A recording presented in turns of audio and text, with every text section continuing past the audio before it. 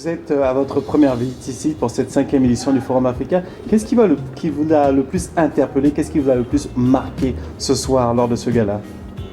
Je crois que c'est la remise des prix d'excellence qui souligne combien de partenaires valeureux et importants sont déjà en place et qui font affaire en Afrique, à partir de l'Afrique et pour les Africains, et dont tous les Canadiens bénéficient également.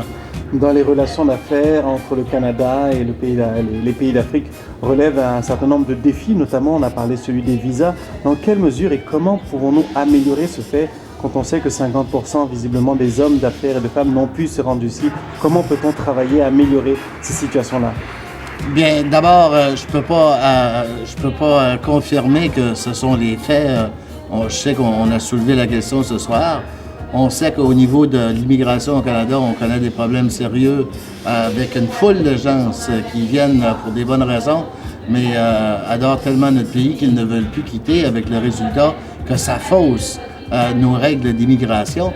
Donc, c'est un dossier que je veux voir et scruter avec mes collègues du cabinet pour d'abord valider la plainte et ensuite, si oui, voir dans quelle mesure on peut intervenir pour s'assurer que des visiteurs légitimes dans notre pays puissent y venir, surtout dans le but de promouvoir des affaires afin d'y créer de l'emploi pour nos familles.